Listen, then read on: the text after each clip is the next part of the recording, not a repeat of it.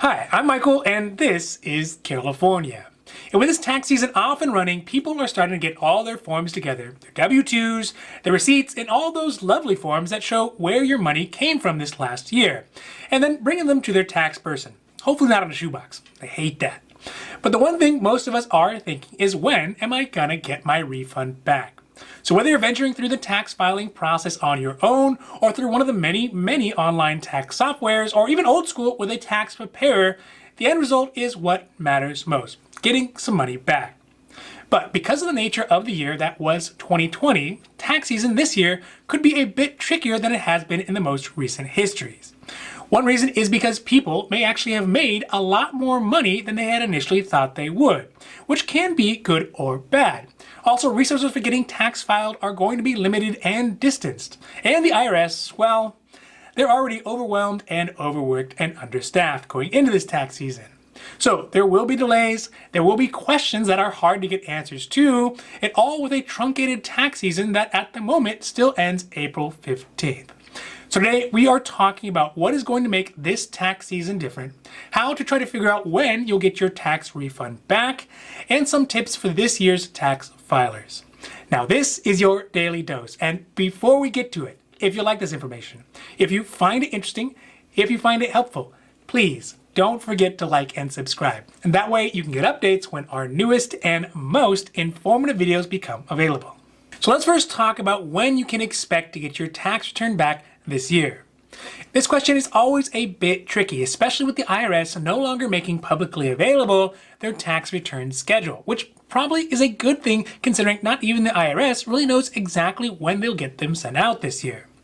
But that being said, there are some good ways that you can at least approximate when you might get your tax returns back. Now obviously, the fastest way to get your return back is to get your taxes filed ASAP, or as soon as possible, for those of you who don't really like acronyms. So if you get your taxes in on the earliest date possible, the IRS will start actually accepting taxes on February 12th. On average, the IRS estimates that they will send out their tax refunds in around 21 days or less. And the fastest and really the easiest way to get your taxes sent in and get your return back is by submitting your taxes electronically and setting up your account to get your return via direct deposit. Also keep in mind that there are mandatory timeframes that the IRS has to wait to send out returns for households filing some specific tax credits, like the Earned Income Tax Credit and the Advanced Child Tax Credit. The IRS is legally mandated to not send out any returns with these credits at least until late February, regardless of when you actually submitted your return. Okay, so here is a handy dandy chart that gives the general idea of expected return times for this year. If you file in the most expedient manner, which is with the e-file and direct deposit, you could see your money back in 1 to 3 weeks. So basically late February or even early March. If you paper file with direct deposit, it may take 3 weeks plus. And if you e-file and request a check in the mail, that'll maybe take up to a month or so.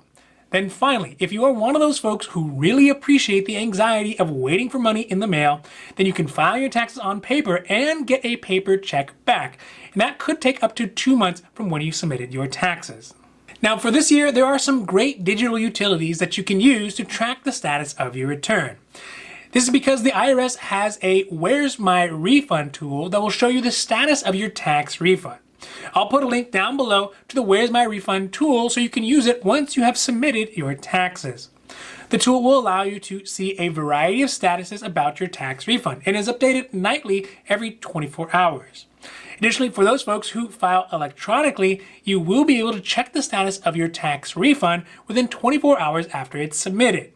If you file your taxes on paper though, it could take much longer because the information from your papers have to be updated into the IRS system first, which is a pretty timely process. The tool will show if your tax info has been received, if it's been approved, and if your refund has been sent. It will not show any info for amended tax returns, business tax returns, or prior year refund information. Also, in order to use the tool, you will need your Social Security number or individual tax identifier number, the ITIN, your current filing status, so married or single, etc., and the exact dollar amount you expect to get on your tax return. The system is a bit sensitive though to incorrect information, so if you put the incorrect information in too many times, it may create an IRS error code and it'll force you to do some further steps to verify your identity. Also, for those of you who access the web with your phone and not with your computer, there is an app called the IRS To Go app that will allow you to download the tool and use your phone to access all the information as well. Realistically, this year is going to be very different from recent tax filings, both for the IRS and for us tax filers. It should be no surprise that having a number of combined issues that on their own can cause a delay in processing tax information are all piling up into one big tax slowing sandwich. First, there is the fact that the IRS is starting off understaffed and has many of its people working remotely or hybrid in an office and at home. Second is that under the pandemic relief provisions from 2020, they extended the time frame people have to file their 2019 taxes, basically doubling up the amount of taxes the IRS will have to process, but within the same time frame. Furthermore, coupled with high call volumes, limited face-to-face interactions, and a huge increase in people filing their 2020 taxes in order to get back any of their missed stimulus checks, the IRS is just simply not going to be able to keep up. That being said, if you can, you should really try to make the process of getting your taxes filed and getting your returns back as easy and quick as possible. You can do this by submitting your taxes electronically, either through some of the commercial tax filing software or even the free ones that are available through the IRS if you make below a certain limit. Also, set up your tax returns to be direct deposit so you don't have to wait for the paper check to get mailed out, which could literally take months to get back instead of just weeks. And then finally, use the IRS Where's My Refund tool to check and see if there are in fact any delays or issues with your taxes so you can get them resolved and then get your money back as fast as possible. Now, this has been your Daily Dose, and I hope that you found it interesting or helpful or at least useful. And if you did, please don't forget to like and subscribe. That way you can get updates when our newest and most informative videos become available. So that's it for me, and for California, I'm Michael, wishing you a happy, healthy day.